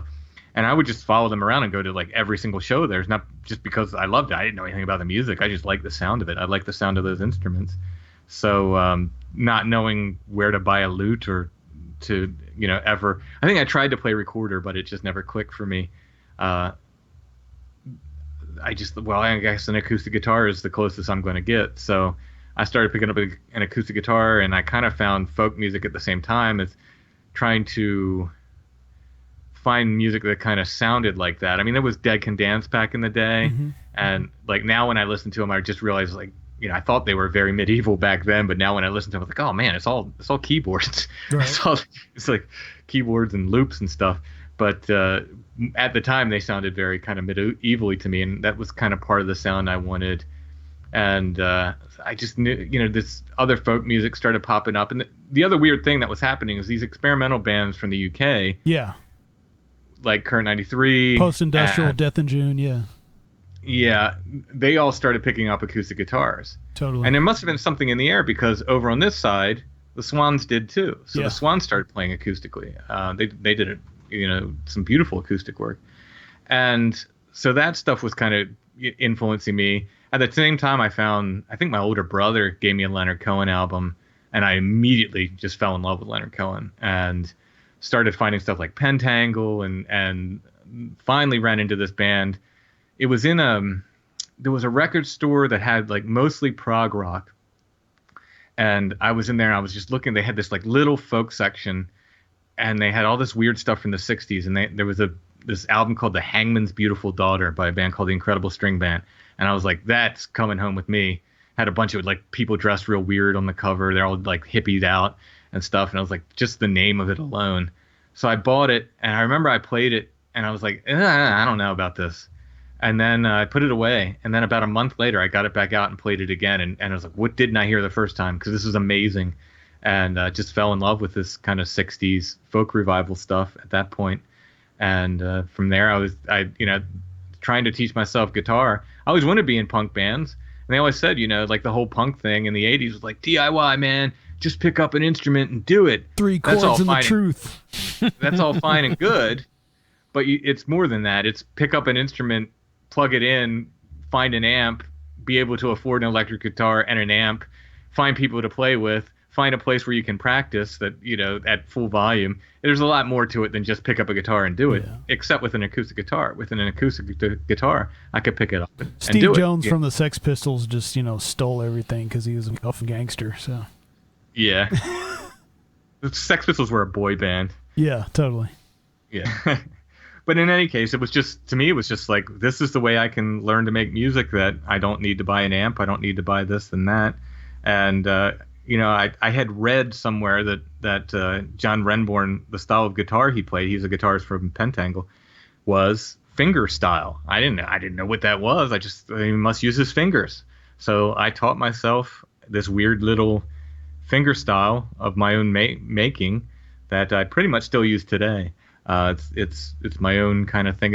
It happened to be very close to a kind of basic bluegrass banjo finger picking style. I never got real deep into bluegrass, but the sort of beginner bluegrass banjo I picked up very easily because it's what I had been doing anyway with guitar and so forth. Well, I guess that is the essence of a lot of folk music, and like I guess a parallel of these other folk magic traditions and things like this is that they're a lot of self-teaching and coming up with your own style that's kind of outside of.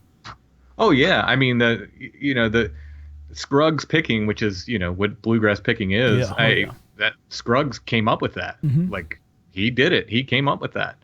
And that became the way everybody did it, after him. But he just sort of invented it because I don't know if he couldn't do clawhammer or didn't want to learn or was trying to, learn some other style.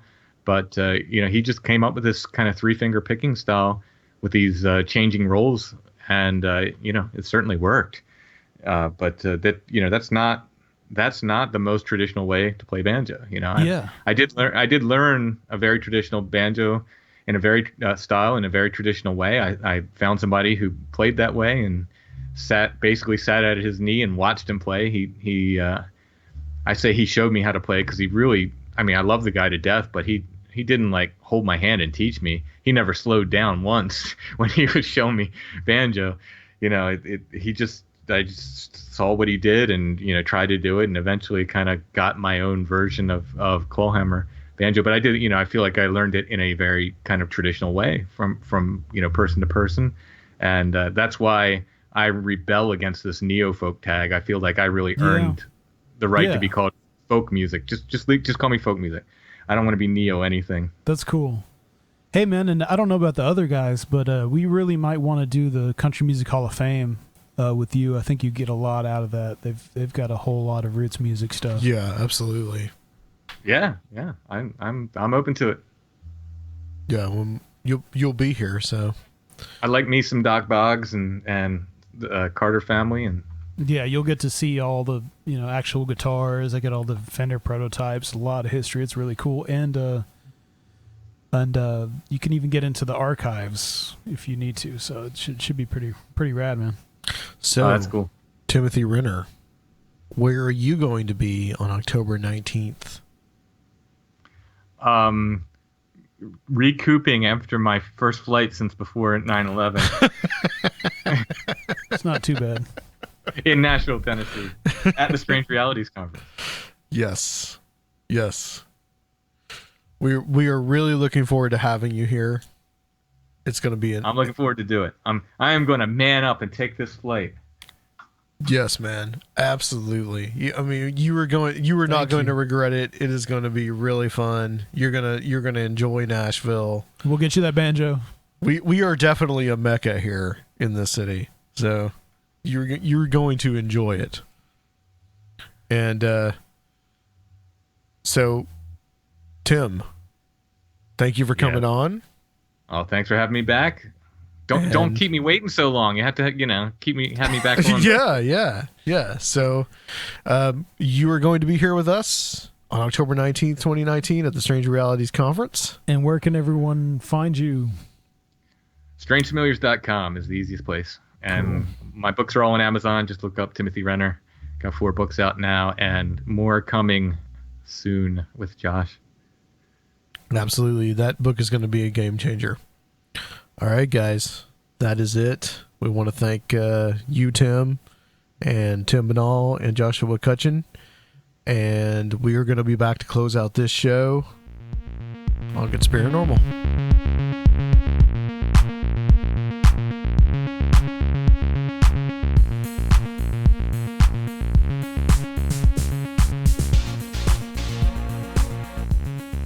We are back. We're going to close out the show. This was an interesting one because this was pretty much done on the fly today. Yeah. So I'm pretty happy with the result. I think it'll be pretty cool. Yeah, we were going to have Stephanie Quick on to talk about sex magic. I rescheduled that for a few weeks from now. I think about 3 weeks because we've already got the next 2 shows booked.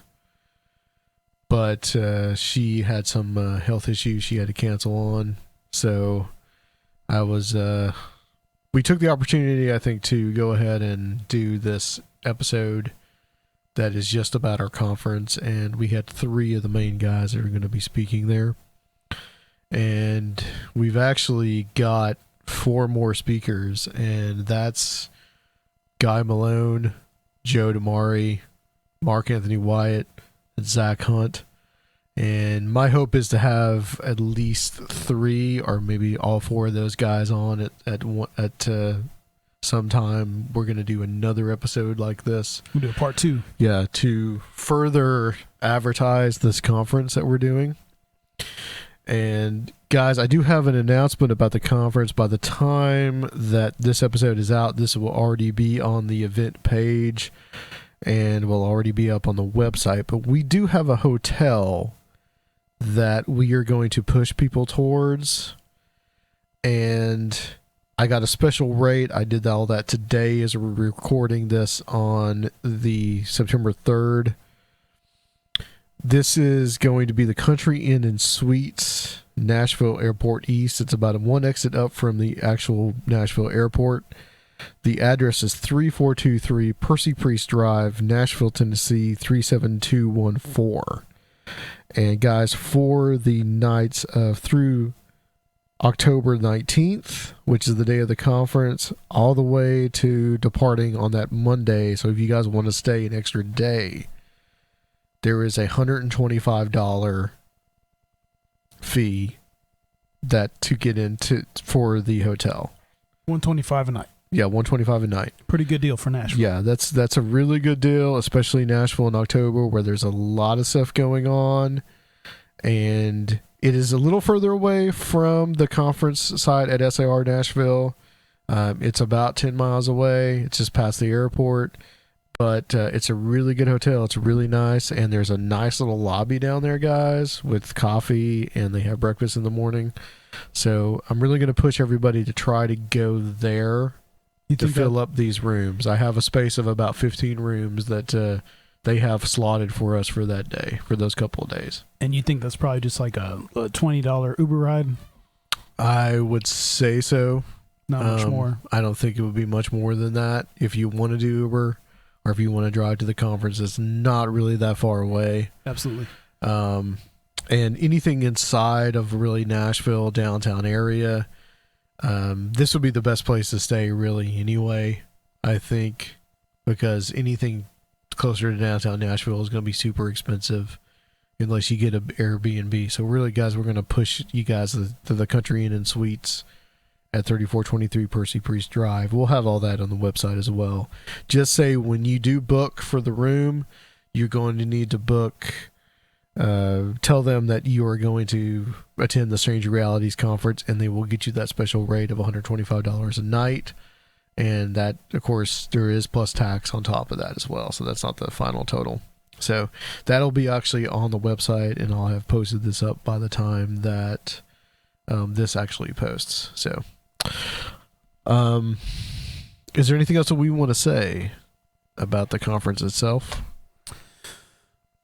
No, not in particular. We're just working on the musical lineups. Just the fact that what I really wanted to push is that more than just the amazing presentations that are going to be given, this is going to be a real sense of community, and it's going to be really fun. I know how it feels to be like the weird one at work or school or whatever, and you're in all this weird stuff, but this is a place where you can come and meet all these fellow travelers and some of our favorite people, period. And they're all really accessible, and it's just going to be a really, really great time and a lot of community. Yeah, I second that. We are going to be pushing this on every show from here on. Guys, you will be sick of hearing about it, but we really want you guys to come out. And if you're in Nashville, please come out. Please feel free. Please. And we really want to stress, guys, please get your pre-orders in. We only have about 100 slots for this. Yeah. We want to try to fill the room, but we need, by the time that you guys come, that we know that how many people are, a rough idea of how many people are. And if you're coming from out of town, it's imperative that you get the pre-order so that there'll be a spot for you, because we are limited. It's only 100 people. It's not a giant conference, but it's very, going to be very meaty. Yeah, one more thing about the hotel. They have a limit on the date, October 5th, which is about 2 weeks away from the conference. That will pretty much be the last day that you guys will be able to get that special rate. So please, if you are coming, please call them before that day or on that day, and they will be happy to get you that rate. If you call after or you need to, just contact me, and I will try to be there and negotiate with them to try to get you that rate. So if you have any questions, guys, conspirinormal@gmail.com, please throw those our way. Yeah. So, and like we said, there's a lot of great Airbnbs around town if you guys want to network on the social media platforms and meet each other and figure out what you want to do. That's awesome too. All right, guys. So next time we have Jenny Ashford coming back. She has just completed her third book in the Faceless Villain series. We're going to be talking about true crime, unsolved murder cases from the 1980s and the 1990s. And that's going to be on the next show. And we are going to be going on Where Did the Road Go soon to also advertise the conference and to talk to Soraya about some general things as well. So, guys, we will be... we're here. Drop us a line. Tell us how much you love the show. Patreon is still in effect. We still have just $1 to become a Patreon. By the time you hear this, we would have had the extra Heather Lynn episode, which was quite an interesting one. And Seraphiel can tell you where to find all that. Patreon.com/Conspirinormal. For as little as $1, you can start getting that bonus content. And if you want to make a one-time donation, you can do so at conspirinormal.com.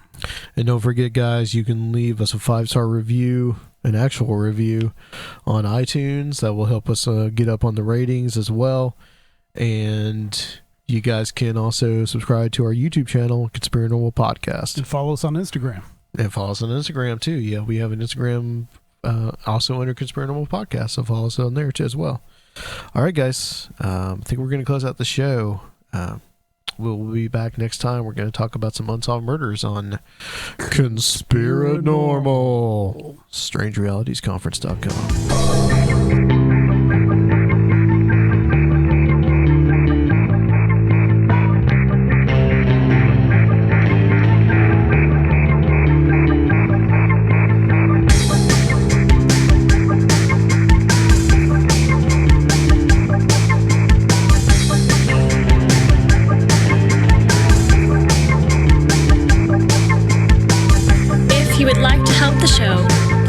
Consider becoming a Patreon at www.patreon.com/Conspirinormal or leave a one-time donation at Conspirinormal.com. And please check out our YouTube channel, Conspirinormal Podcast.